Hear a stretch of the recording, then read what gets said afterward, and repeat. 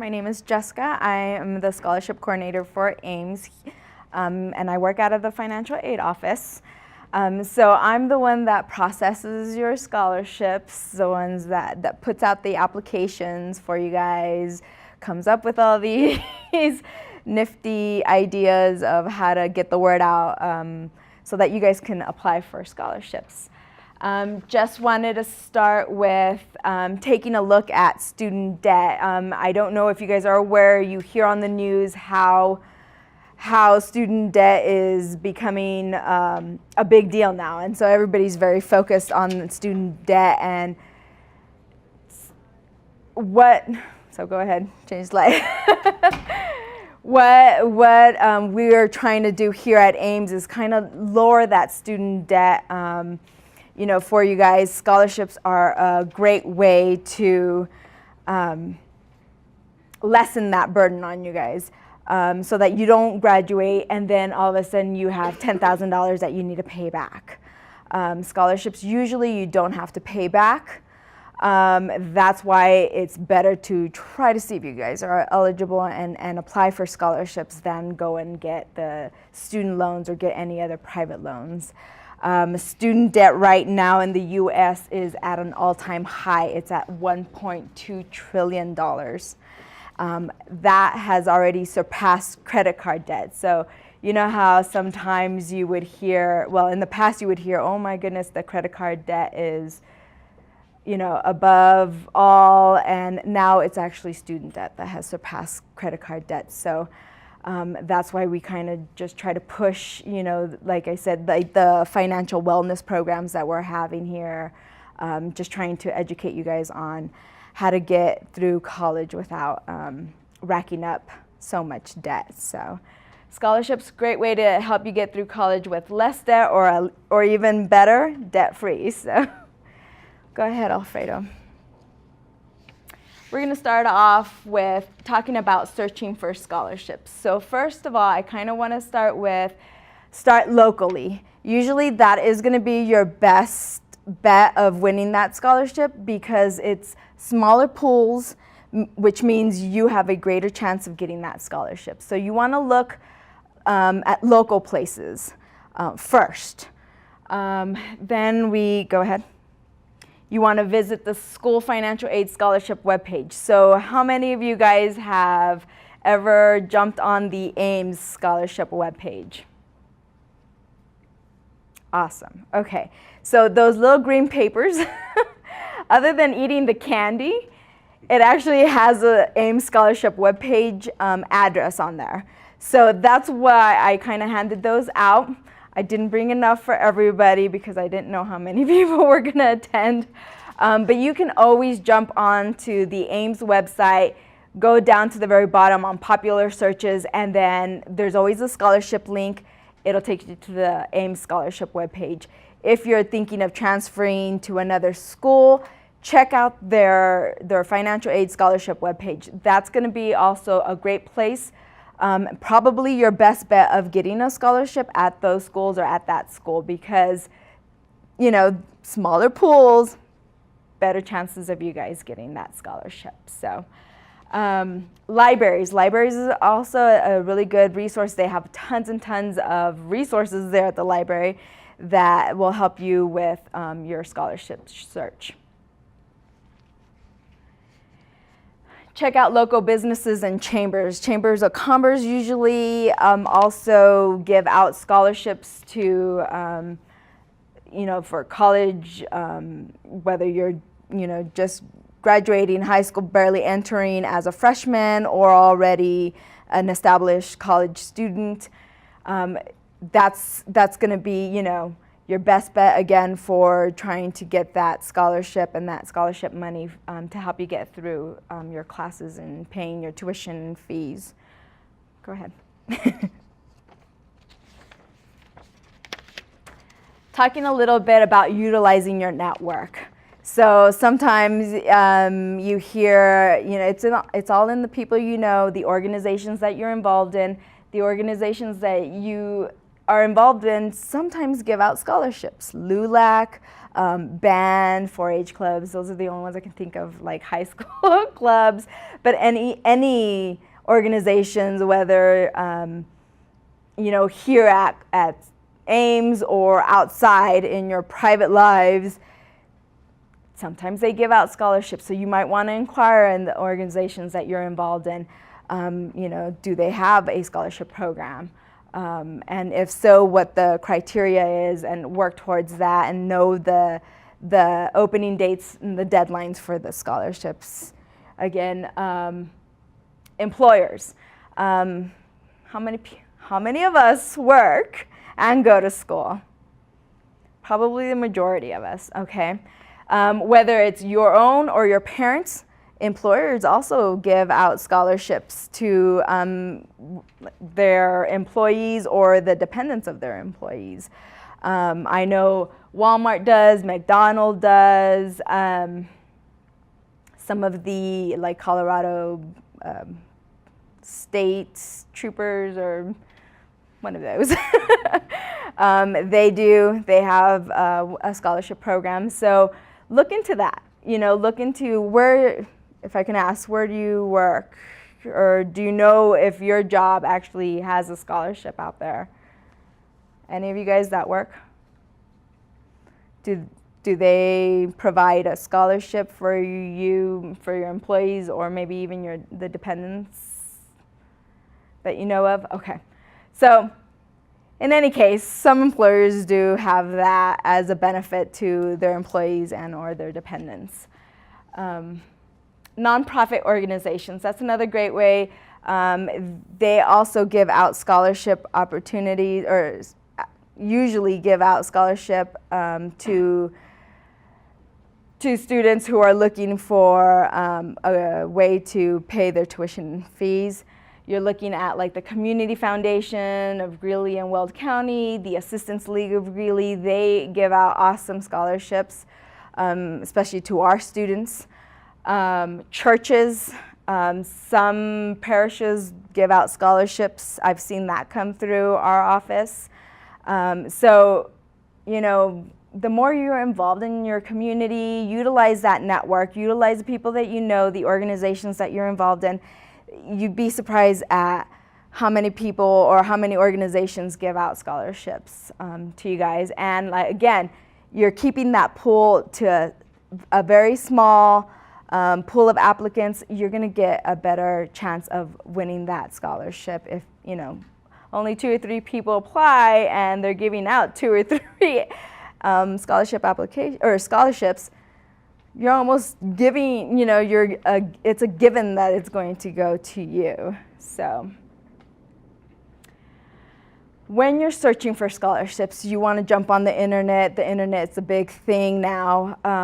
You want to really, really, really, really, really be careful of scholarship scams. You don't ever want to give out your personal identifying information. You don't ever want to pay for any information about scholarships. I mean, that's kind of silly. You're looking for a scholarship so that money that's given to you so that you can pay for your tuition and fees. So why would you want to pay money to a place or a company to get that information? Don't want to do that. So always beware of these types of scholarship scams. There's some good databases that are just dedicated to scholarships.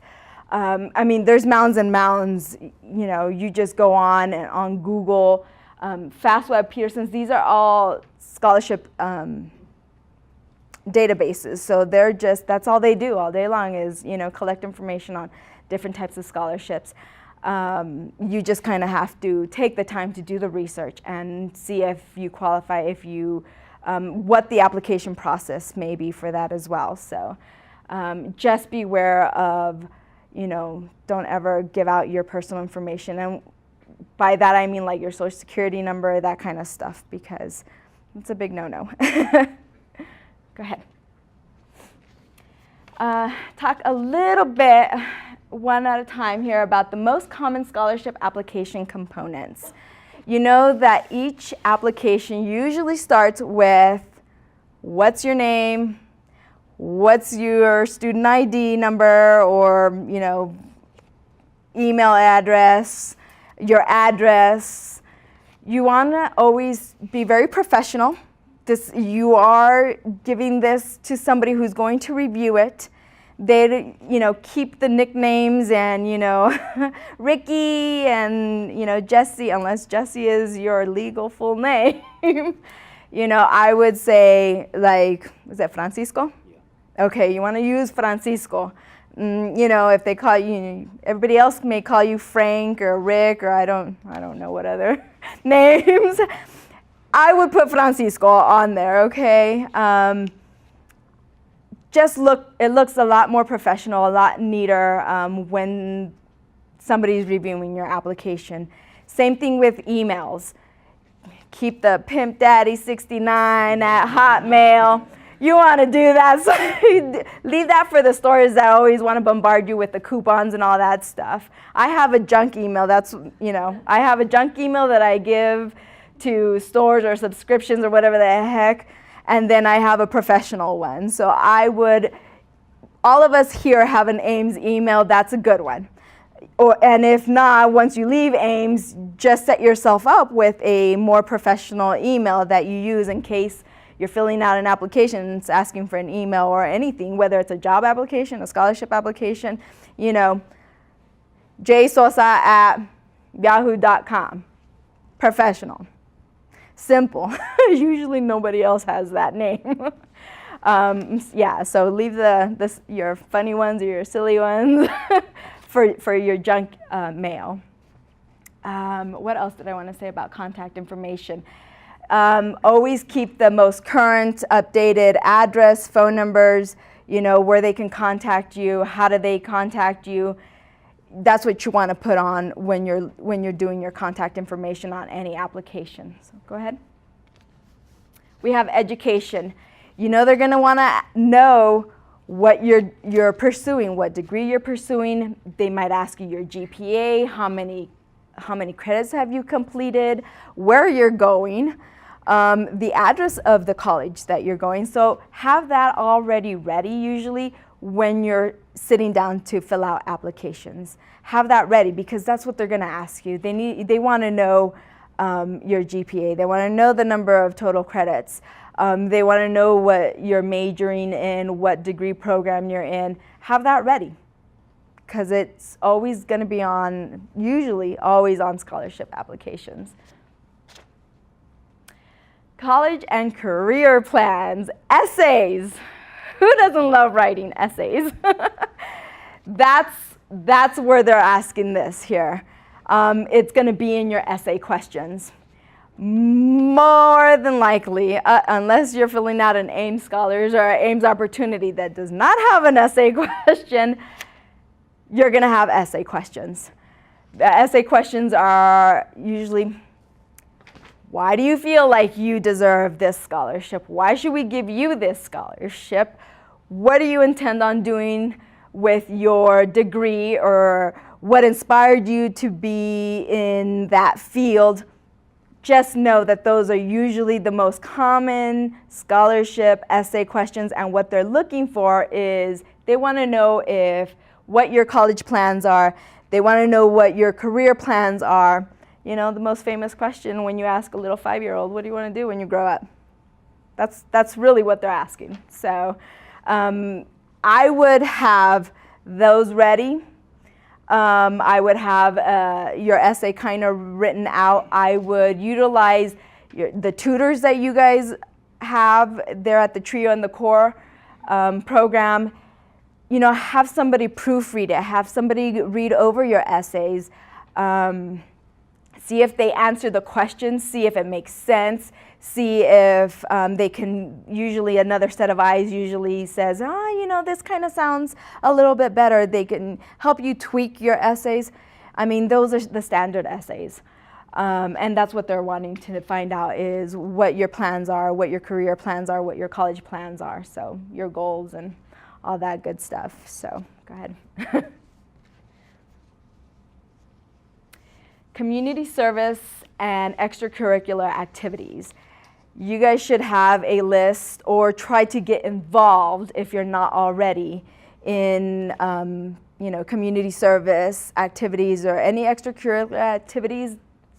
They sometimes want you to highlight what you've been doing while you go to school. Okay, so when that question comes up, list that. Say, I am a member of the TRIO and CORE program, been a member since I started Ames Community College in 2014. This year I have applied to be the president of the National Honor Society, that kind of stuff. That's what they want to know. They want to know, usually they want a length of time. You can also go into details of like, here are my job duties. This is what I do as a president of the National Honor Society. I conduct meetings. I set up activities for our group. I talk with our community leaders and set up sessions for our group. That's what they want to know. They want you to kind of highlight your achievements. They want you to highlight what role you've played in these activities, and maybe your job duties, that you do when you're doing your community service or extracurricular activities. Supporting documents. So when you see, or when I talk about supporting documents, well, I'm talking about letters of recommendations. More than likely, you're going to have to upload your high school or college transcripts, so always have those ready as well. Have them already. Everything's going paperless, y'all. Very few things are still kind of, paper, attach, staple it here, please turn it in, mail it, or what have you. There's a lot of applications out there that everything's pretty much going paperless. I would have everything kind of saved on a USB flash drive. I have my college transcripts on my flash drive. I have my resumes, I have all that stuff, and I carry it with me. So. Question, where do you get your college transcripts from? You would go and visit with admissions and records, and then you would want to ask them for a copy of your transcript, and it usually goes up to the very last semester that you were here. So, and I believe it actually prints out what you're currently taking. It just says kind of in progress, so it doesn't give you grades, obviously, because we don't know what you're getting until the end of the semester. So. I would definitely have always those with you and update them as, after every semester or when the whole new round of scholarship season comes around, have the most updated high school, college transcript, letters of recommendations. So start talking to your professors, start talking to your advisors about letters of recommendations. So they also, because they also have to get their stuff together too, if you're asking them for a letter of recommendation, then they have to clear out some time in their schedule to be able to write you that letter of recommendation. So. Does it cost any money to get your transcript? Here at Ames, I don't believe they charge you. No. Mm-mm.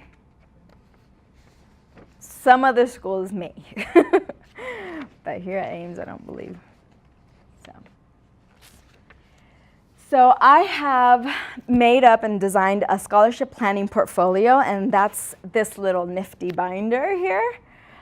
Really what it is, it just serves as an organizational tool. So this right here is just a place to kind of keep all that information that I kind of was telling you to keep handy, whether it kind of lays out so simple. It's pure dividers. You have certain sections like your high school or your transcripts, a place for your transcripts, a place for your community service. Also has a couple of, this is where you would write it down, the contact person for that community service group. Your references, which is who would you ask for a letter of recommendation? Have you asked them before, or have you used them before? So it really just serves as a place to put everything so that you have it all in one neat little binder. It's here. You can always open it up during scholarship season. You have it here, if not on your flash drive. Helps you kind of with your essays as well, just keeping everything together. And you know, like I said, it's just really an organizational tool. I'm going to kind of pass this around so you guys can kind of take a look at it. All those forms I have, so feel free to email me and tell me, hey, Jessica, you know, you were talking about a portfolio.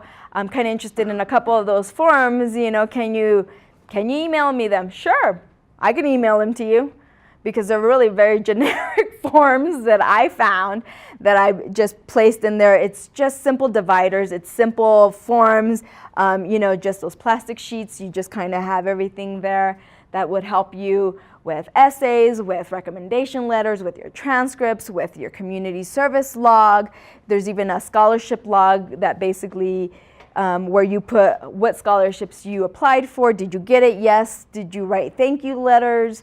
Nowadays, scholarships also have that little tidbit where not only, yes, you get the award, but they also want you to write a thank you letter. So kind of gives you tips on what a good thank you letter looks like, what a good essay looks like, you know. I would say that, like I said, just take a look at it. If you like it, you're interested in any of those forms, you just shoot me an email, shoot Alfredo an email, contact me some way. Hey, let me know that you're interested, and I can definitely print some up for you. You guys can make your own scholarship planning portfolios. I mean, easy peasy. So I asked before, I don't know, but some of you guys came in a little bit later. I asked if anybody had ever jumped on the Ames scholarship webpage. Does anybody know what scholarships Ames offers its students?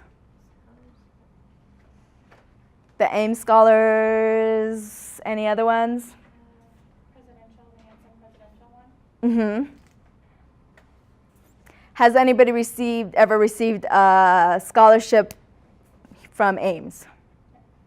Okay, so which one did you guys receive? I forgot. What?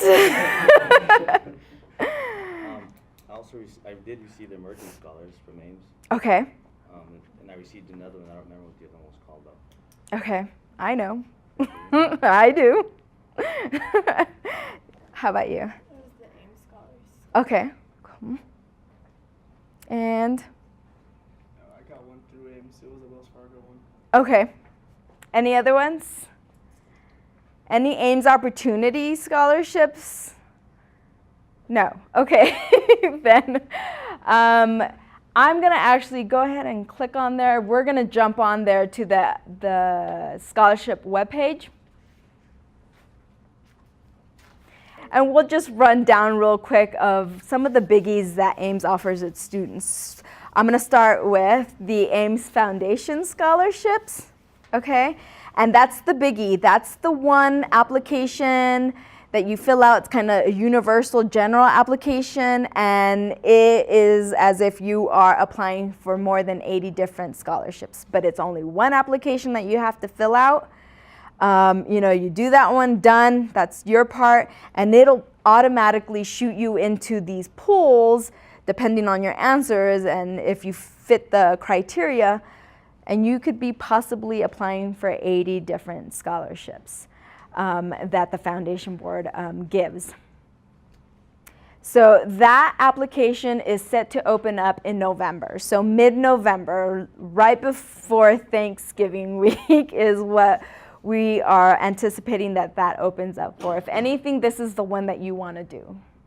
So, And did you this click on? scholarship applies for the next semester? And these awards apply for the next year, so for the 15-16 year. So it would be for your next fall and spring.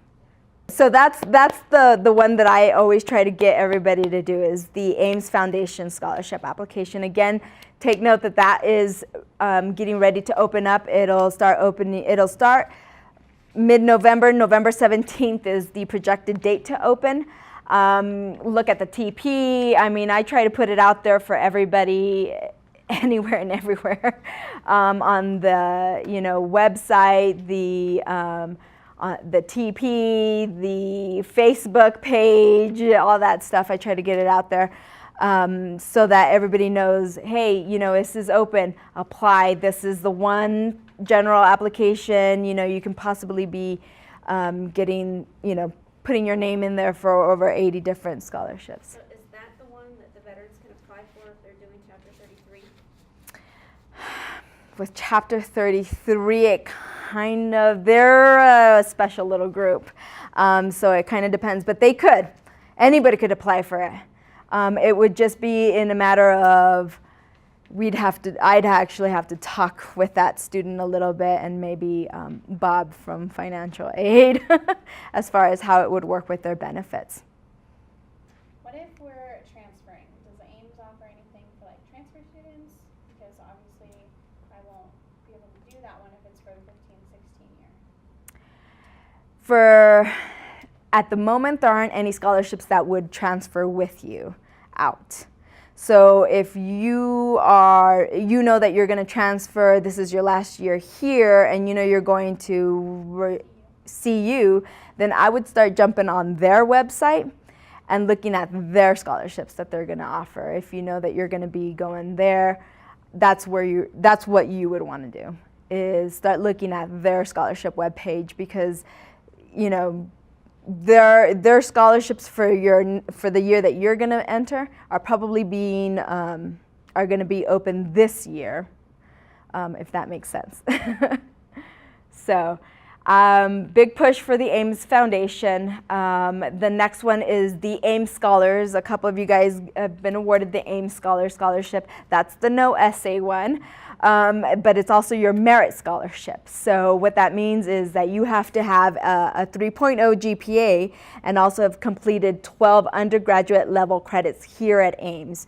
So this year there was a little bit of a change with that one. We increased the amounts, so that's a good thing as far as how much you would be given per semester and based on your enrollment status.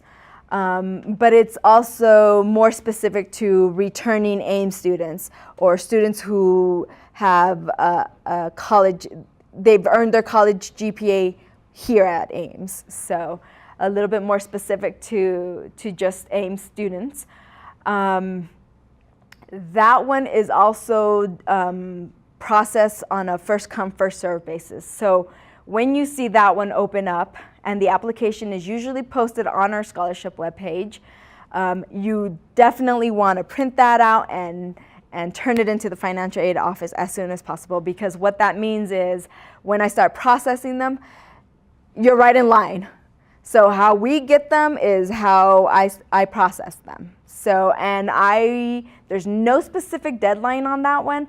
I award until we run out of money, and we usually do. So you'll notice on the scholarship webpage right now it's closed because we're done with fall money. It'll reopen December 1st for spring semester only. So if you haven't been awarded the Ames Scholars, you feel like you meet the criteria, so read the application. The criteria is right on the application. There's a couple of other things, but the biggie is you have to have a 3.0 and you have to have earned 12 undergraduate level credits here at Ames. You may be eligible at the end of fall semester. Your GPA might bump up to that 3.0 and you might have the 12 undergraduate level credits at that point. So you may be eligible for it for the spring semester. Usually there is a separate application for summer. Again, so I will award until I run out of money for the spring, and then it probably will be closed for a certain little time, and then it'll reopen for the summer, but it'll be a separate summer application.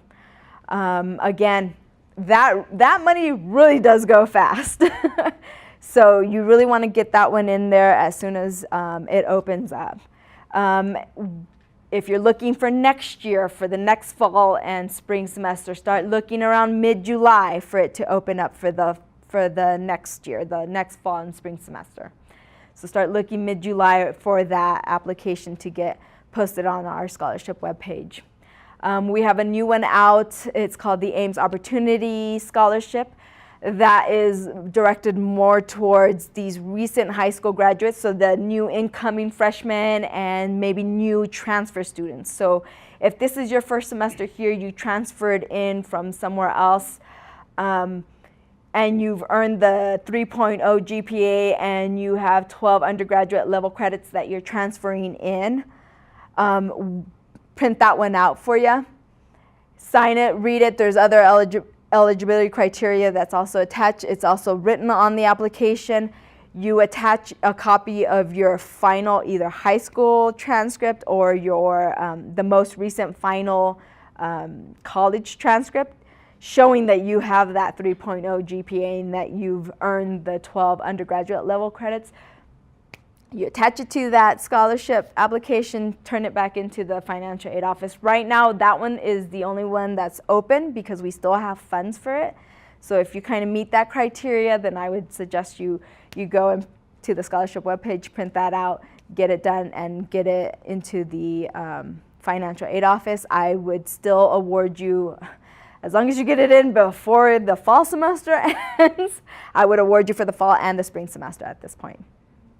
So those are the ones that are going to be that are out there and available. How many times can you apply for a scholarship? Like if I was awarded for this semester, can I apply for the next semester if I got the criteria that you guys need, or it's only once a year or once and that's it?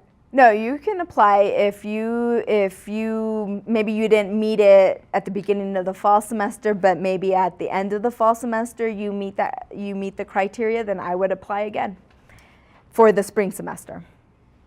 Yep, I would definitely do that. What do you consider undergraduate credits? So undergraduate credits or undergraduate level credits are those courses that have a course number of 100 or above. So like English 121, English 122, college algebra, those kinds of classes. So I'm not talking about the basic education classes, which are normally, you know, the AAA classes, that kind of stuff. Those are basic education courses, and they don't have a course number of 100 or above. So any class that has a course number of 100 and above are considered undergraduate level credits. So. Last year I got an Ames scholarship and it was rolled over for the spring one. Is that going to happen again with the one that I got this year, or does it depend on which one I got? Like I didn't have to reapply when it was opened up in the spring for the spring semester. Right. So if you were awarded it at the beginning of the fall, then it's for the fall and the spring. So it'll kind of roll over. It's the whole year. It's just for those who at this point are barely going to turn in their application once it opens up again in December. It's just going to be for the spring semester. So if you've already been awarded the Ames Scholars or the Ames Opportunity Scholarship, it's going to roll over into your spring semester if you continue to be eligible for it. So, any other questions? Okay. So the secret to getting a scholarship, does anybody know what that is? Actually applying for it? Yeah. I was like, actually, yeah. So, yep, apply. So that is really the secret in getting any scholarship. You have to go out there and apply for it. Otherwise, you'll never get it. So, you know, that is pretty much my my big thing that I tell everybody. You know, how do they know you want that money if you don't apply for it? So that's really the secret to getting any scholarship, for that matter, is to apply. So go ahead and next one. So I have a pop quiz for you guys, and I brought prizes because I hate that everybody probably thinks that the financial aid people are so dry and so mean or whatever. We're not. We're actually like probably the funnest bunch. I have some prizes, but I also have a pop quiz. So if you guys were listening to my little spiel, you may be eligible for something. First question, what is the amount of student debt in the U.S.? So I'm gonna, because I only have a limited amount, I'm gonna have somebody just raise their hand. I'll just call on somebody and then we can kind of go from there. So go ahead. 1.2 trillion. So if you kind of just want to come up here. Next question, Alfredo. For this, I'm going to need 3 people. So 3 people, I'm going to pick on somebody over here in the orange shirt.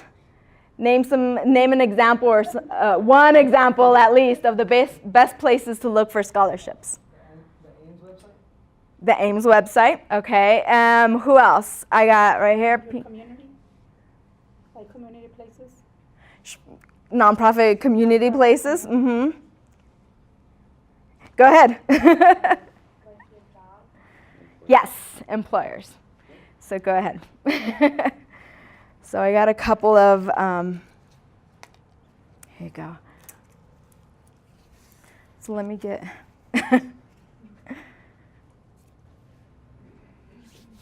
so we got school web pages, we got libraries, local businesses and chambers, organizations that you're involved in, your employers, nonprofit organizations, and of course the internet. Next question. True or false? Just one person. One person. Okay, so is it okay to pay a fee to get scholarship information and to give out my personal identifying information when searching and applying for scholarships? No, It's not okay, so that would be false. Okay. Got that. Next. What is the purpose of the scholarship planning portfolio? Go ahead. Organization? Sure. I'll take that, sure. Serves as an organizational tool. So. And last question. What is the secret to getting a scholarship? Go ahead. Apply, apply, apply. There you go.